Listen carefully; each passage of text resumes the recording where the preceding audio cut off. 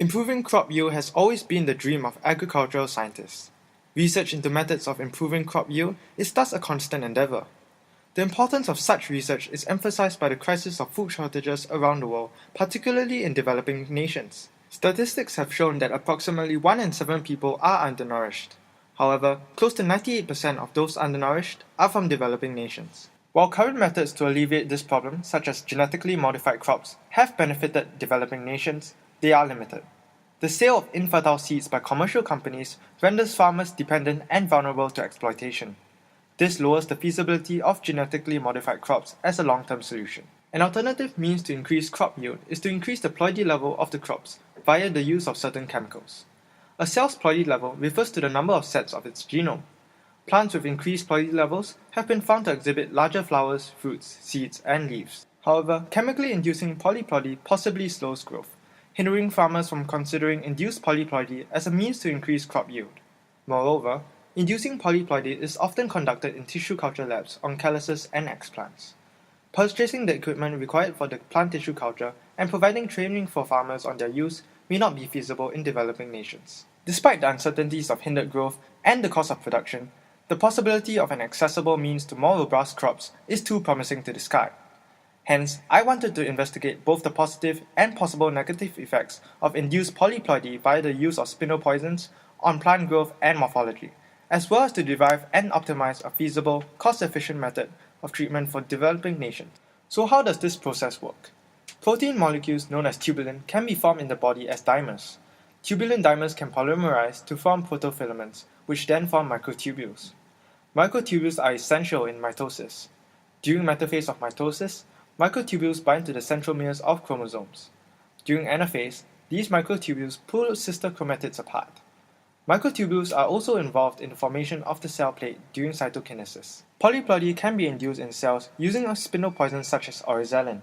Spindle poisons can bind to tubulin dimers, preventing them from polymerizing for microtubule formation. If cells are exposed to spindle poisons as they undergo mitosis, the spindle poisons will disrupt the division of sister chromatids and the formation of the cell plate. Hence, the two sets of the genome prepared for the two daughter cells remain in one cell. Within a species, there is a positive correlation between relative cell size and the amount of DNA present in the cell. A greater amount of genetic material will result in more DNA that can be transcribed and translated.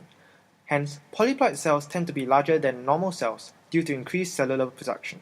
As I wanted my research to be feasible for developing nations, I directly soak seedlings in Oryzalin to treat them. This treatment method does not require any expensive equipment. Furthermore, Oryzalin can be found as an active ingredient in some commercial herbicides.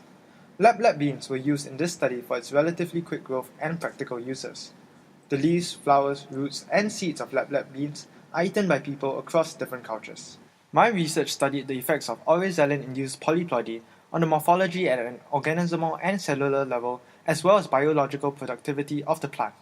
The duration of treatment and maturity of the seedlings were then varied to optimize this method of increasing crop yield. While some initial inhibition of apical growth was observed, treated plants caught up with untreated plants over time. Larger leaves were also observed, which is especially beneficial in the production of crops such as Lablab beans, which can be consumed for their leaves. Upon observation at cellular level, larger cells and nuclei were observed in treated plants, affirming the mechanism which induced polyploidy increases crop yield. The leaves were also found to be denser, a possible indication of increased biological productivity in the leaves. Finally, the optimal treatment was found to be at lesser maturity for a longer duration. At a lesser maturity, a higher proportion of the cells are meristematic, allowing more cells to be polyploid in the future. Hence, effects of induced polyploidy will be more prominent. Overall, induced polyploidy is a worthwhile venture, producing larger crops with minimal side effects that are easily overcome. Moreover, unlike the use of genetically modified crops, induced polyploidy is a feasible means for farmers in both developed and developing nations, as the use of expensive equipment and complex procedures are not required. Therefore, my study affirms the use of induced polyploidy to enhance crop yield.